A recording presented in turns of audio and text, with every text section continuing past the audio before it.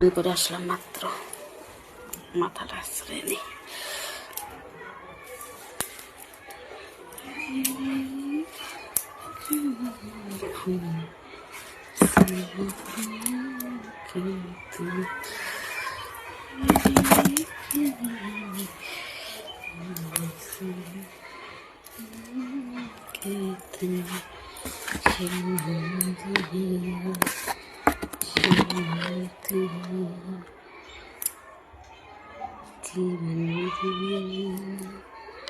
से पसंद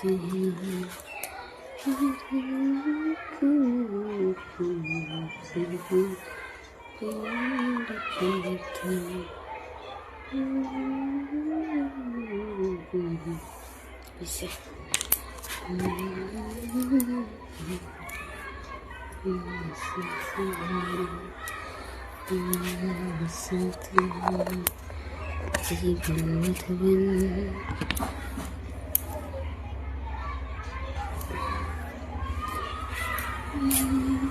হলো সেন্দুর দিয়ে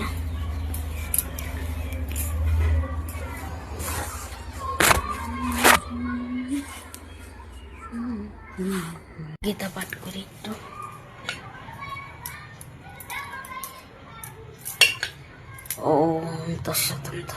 কৃষ্ণ করুণা সিন্ধু দীনবন্ধু জগৎপতি গোপেশ গোপিয়াকান্ত রাধাকান্ত নমস্তুতে। ওম ব্রাহ্মণ দেবায় গো গো ব্রাহ্মণ হিতায় চ জগৎ হিতায় চ কৃষ্ণায় গোবিন্দায় নমঃ। কদ্যা গীতা পাঠ করি, তারপরে যাবো রান্না করে। ওম শান্তি। পরম পিতা শক্তি দিও।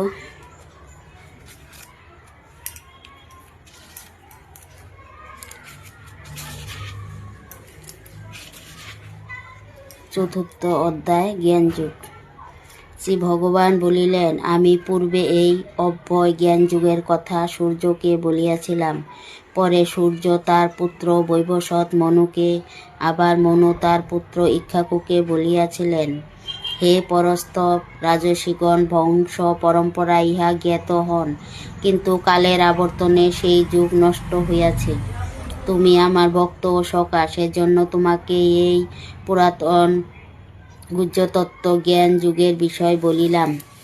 অর্জুন বলিলেন, তোমার জন্ম পরবর্তীকালে এবং সূর্যের জন্ম বহু পূর্বে।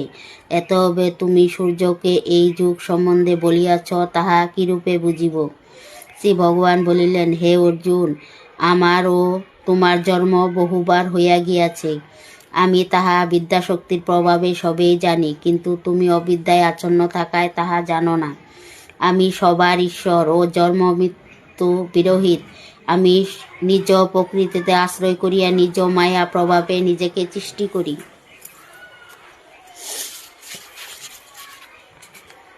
হে ভারত, যে যে সময় ধর্মের গ্লানি অর্থাৎ পতন হয়, তখনই আমি নিজেকে সৃষ্টি করিয়া থাকি। সাধুগণের ত্রাণ, পাপীগণের বিনাশ ও ধর্মকে পুনঃপ্রতিষ্ঠিত করিতে আমি যুগে যুগে অবতীর্ণ হই। হে অর্জুন, আমার এই প্রকার দিব্যজন্ম ও কর্ম সম্বন্ধে যে ব্যক্তি জ্ঞাত হন, দেহত্যাগের পর তার জন্ম হয় না, তিনি আমাকে লাভ করেন। এই সংসারে আসক্তি, ক্রোধ, ভয় ত্যাগ করিয়া আমাতেই মন প্রাণ সমর্পণপূর্বক আমার শরণাগত হইয়া বহু মহাত্মারা জ্ঞানে এবং তপস্যায় আমার ভাব অর্থাৎ মুখ্য প্রাপ্ত হইয়াছেন। আমাকে যাহারা যেভাবে ভজনা করেন, সেইভাবে আমি তাহাকে কৃপা করি। হে পার্থ, মানবগণ সর্বপ্রকারে আমারই পথ অনুসরণ করেন। কর্মফলকামীগণ এই জগতে ফল লাভের আশায় দেবতাগণের উদ্দেশ্যে যাগযজ্ঞ করিয়া থাকেন। গুণ ও কর্মের বিভাগ অনুযায়ী আমি 4টি বর্ণের সৃষ্টি করিয়াছি, কিন্তু প্রষ্টা হইলেও আমি আসক্তিহীন বলিয়া আমাকে অকর্তা বলিয়া জানিবে। কোনো কর্মই আমাকে স্পর্শ করিতে পারে না, কর্মফলে আমার স্পৃহা নাই। যিনি এই প্রকৃত সত্য জানেন, কর্ম করিলেও তিনি কর্মে আবদ্ধ হন না। আমি কর্ম করি না, এই সত্য জ্ঞাত হইয়া মুক্তি লাভেচ্ছু ঋষিগণ কর্ম করিয়া গিয়াছেন। তুমিও প্রাচীন মহাত্মাদের ন্যায় কর্ম করিয়া যাও। কর্ম বা কি ও অকর্ম কি এই সম্পর্কে বিবেকবান গণ মোহগ্রস্ত হয়। সেজন্য প্রকৃত কর্ম কি তাহা বলিতেছি। ইহা মানিলে তুমি অমঙ্গলজনক সংসার বন্ধন হইতে মুক্ত হইবে। কর্ম 3 প্রকার, কর্ম, বিকর্ম ও অকর্ম। ইহাদের সম্বন্ধে বুঝিবার আছে। শাস্ত্র নিষিদ্ধ অকর্ম সম্পর্কেও বুঝিবার আছে। ইহার কারণ গতি নির্ধারণ করা কষ্টকর। যিনি কর্মে অকর্ম ও অকর্মে কর্ম দর্শন করেন, মানবগণ মধ্য তিনি বুদ্ধিমান, যোগী ও সর্বকর্মের অনুষ্ঠানকর্তা বলিয়া জানিবে। সব কর্মে যাহারা কামনাশূন্য, সকল কর্ম যার জ্ঞানের অগ্নিতে দগ্ধ, জ্ঞানীগণ তাহাকে পণ্ডিত বলেন। কর্মে ও কর্মফলে যার আসক্তি নাই, যিনি সবসময় নিত্যানন্দপূর্ণ থাকেন, তিনি কর্মে থাকিলেও প্রকৃত তিনি কিছুই করেন না। কামনাশূন্য মন ও আত্মাকে সংযত করিয়া যিনি সর্বপ্রকার প্রতিগ্রহ ত্যাগ করিয়াছেন, তিনি শুধুমাত্র দেহের সাহায্যই কর্ম করেন, কোনো প্রকার পাপে লিপ্ত হন না।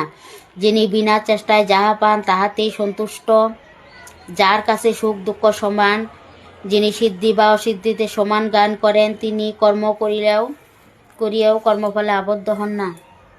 ওম গঙ্গা গীতা সাবিত্রী সীতা সত্তা পতিব্রতা ব্রহ্মবলী ব্রহ্মবিদ্যাতি সন্ধ্যা মুক্তি গৃহিণী অর্ধমাত্রা চিদানন্দা ভবগ্নি ভ্রান্তি নাশিনী বেতাক্রিয় পরমানন্দা তথাস্তুই জ্ঞানমঞ্জরি গীতা গীতা গীতা। ওম তৎসৎ ওম তৎসৎ ওম তৎসৎ। ওম ভগবতে বাসুদেবায় ওম নমো ভগবতে বাসুদেবায় ওম নমো ভগবতে বাসুদেবায়। আরেকটু আসছিল, সম্পূর্ণ পাঠ করলাম না, অনেক দেরি হয়ে যায়। আরেকটু আসছিল, কালকে আবার পাঠ কর্ম যদি পাই। আসো পরম পিতা, ভুল ত্রুটি হইলে ক্ষমা করে দিও। হরে কৃষ্ণ কৃষ্ণ কৃষ্ণ হরে হরে, হরে রাম রাম রাম হরে হরে। ধন্যবাদ বন্ধু।